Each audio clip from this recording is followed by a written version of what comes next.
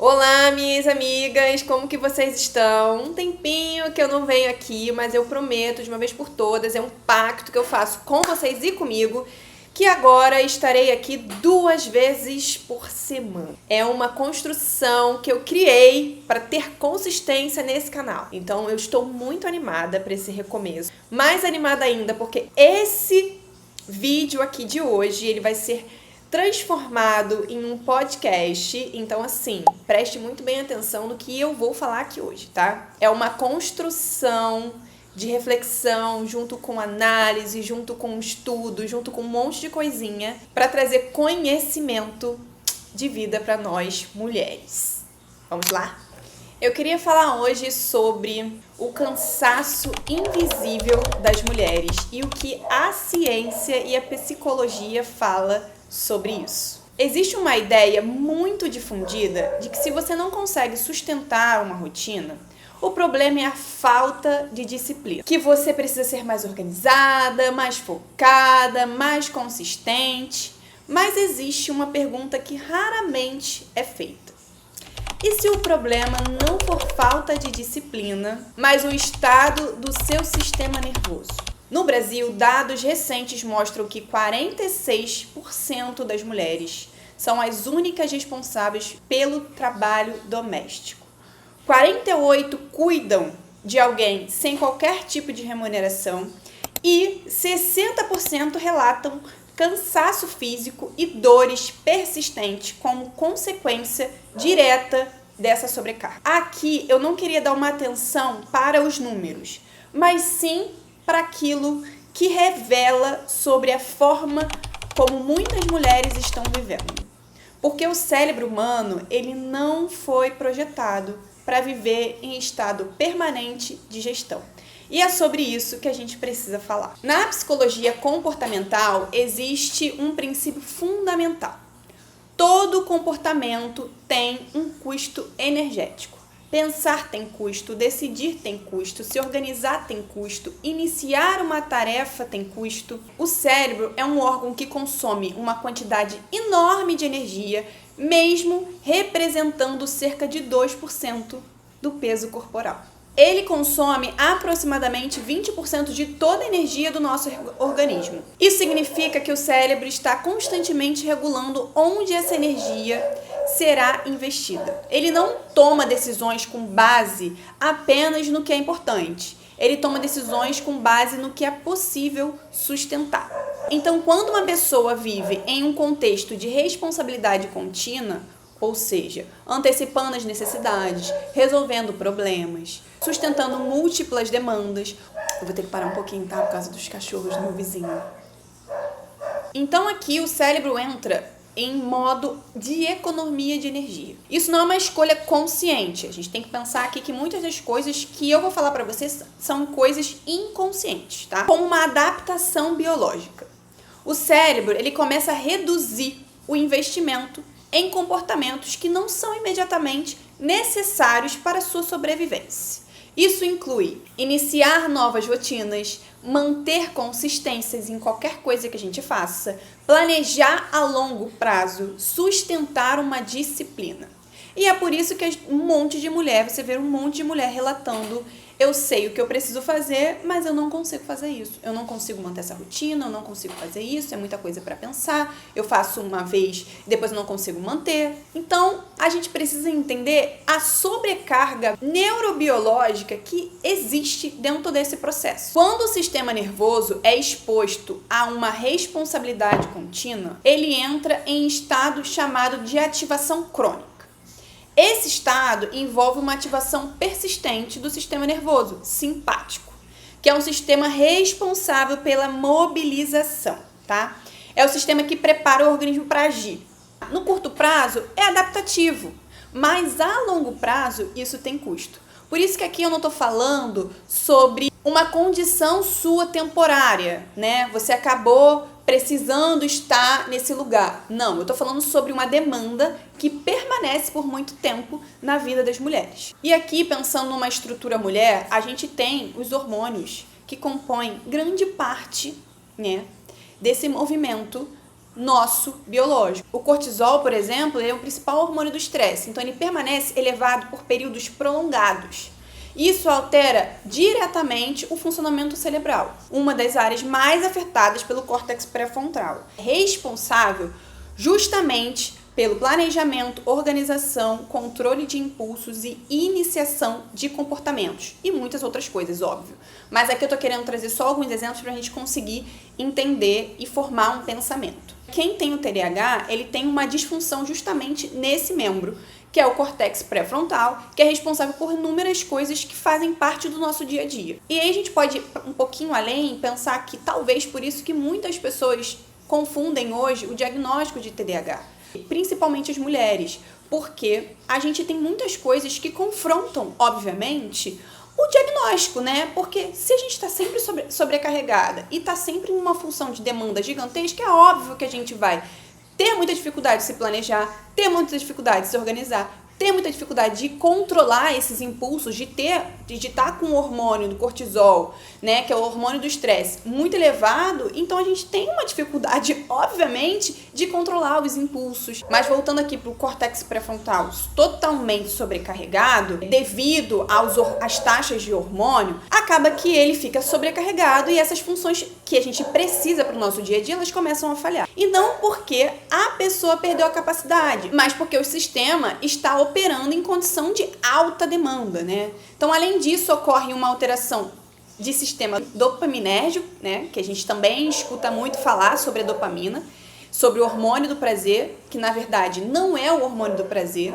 Ele é um neurotransmissor responsável por essa motivação e pela capacidade de iniciar ações, ou seja, sob estresse crônico, o cérebro reduz essa sensibilidade dopaminérgica e isso significa que iniciar tarefas passa a exigir mais esforços. O que era antes automático começa a exigir uma mobilização mais consciente. E aí a pessoa começa a sentir que tudo tem que ter muito esforço, né? Isso acaba parecendo uma preguiça, né?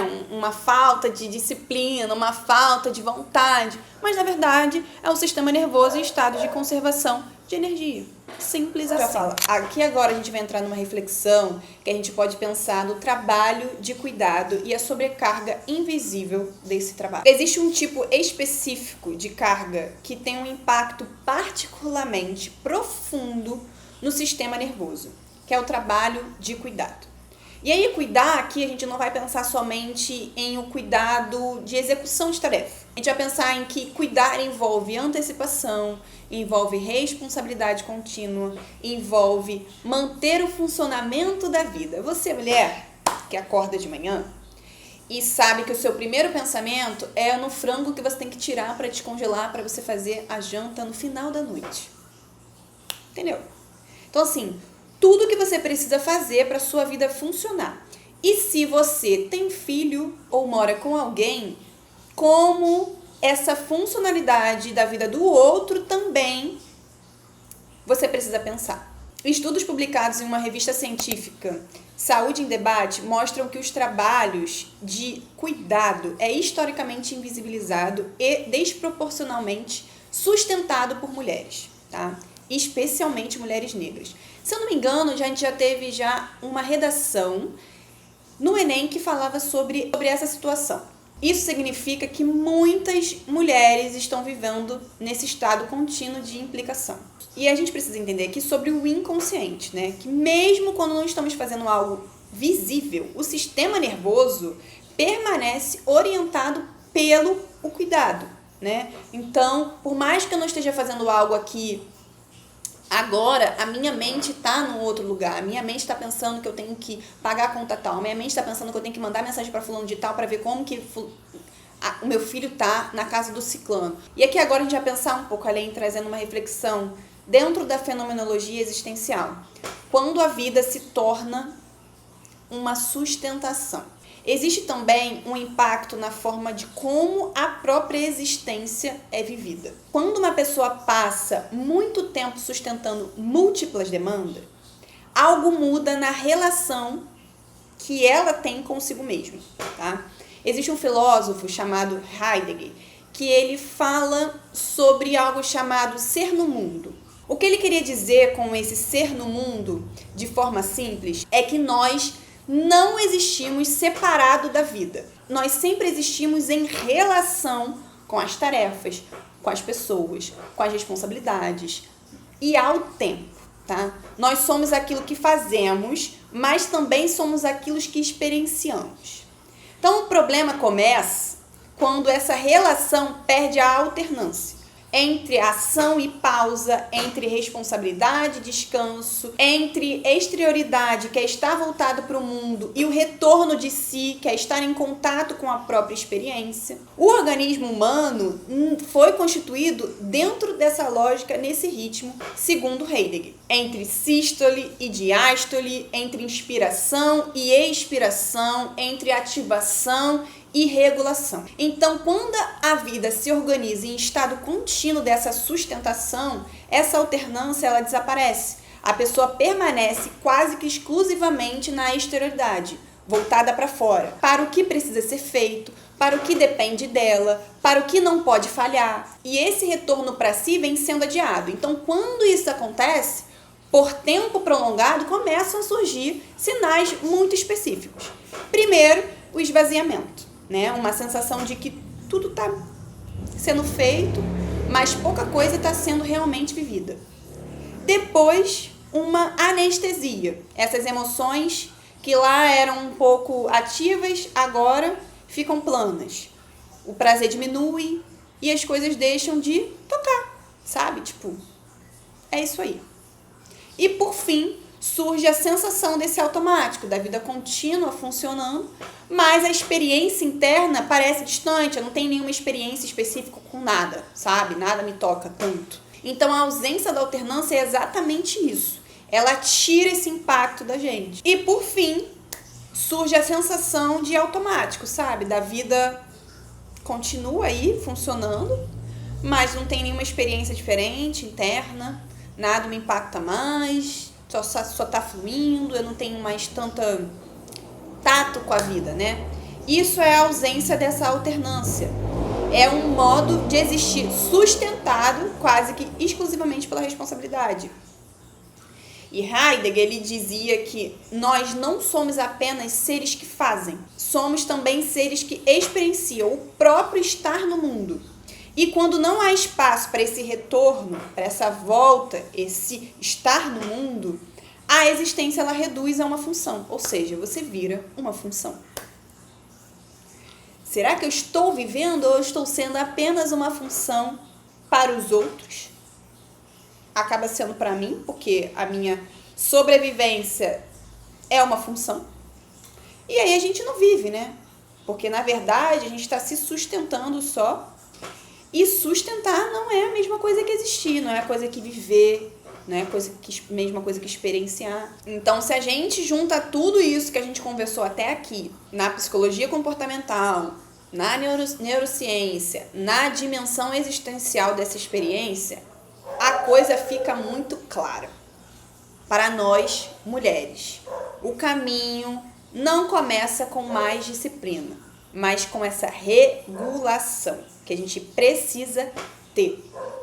Na psicologia comportamental, a gente viu que todo comportamento tem um custo energético, certo? Na neurociência, a gente viu que o estresse crônico reduz essa capacidade de como as coisas funcionam aqui e como isso altera o nosso estado de ser, certo?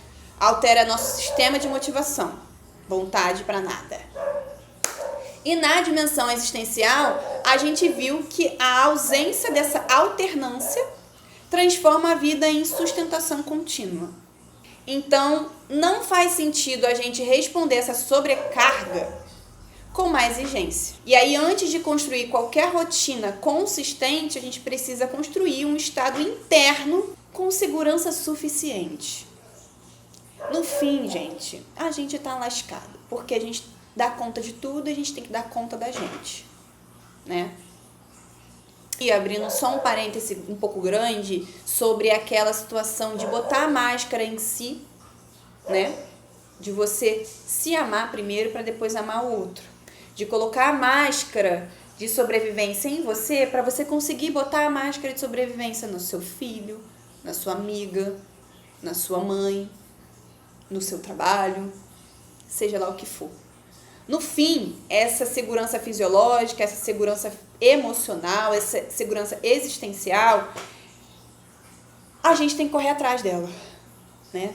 E se a gente não entender a importância dessa segurança, que no fim sustenta também o nosso próprio modo de existir, a gente não tem força para seguir, para se ver o novo, para estar feliz, para ver motivo, para ver sentido. Porque consistência não nasce da força. E aí, gente, a consistência, a gente precisa entender o que é consistência. Eu não estou dizendo consistência de que você não pode falhar, de que você não pode errar, de que você não pode um dia fazer, outro não fazer. Eu estou dizendo da consistência de vida, da consistência mais profunda, de que você sabe o que você está fazendo, do que você está seguindo o caminho que você realmente quer, do que você está, sonhando, do que você está projetando, do que você está, de fato, vivendo. É essa consistência de fazer as coisas para o caminho de que você realmente quer seguir, né? Não é só simplesmente se sustentar, se colocar, né?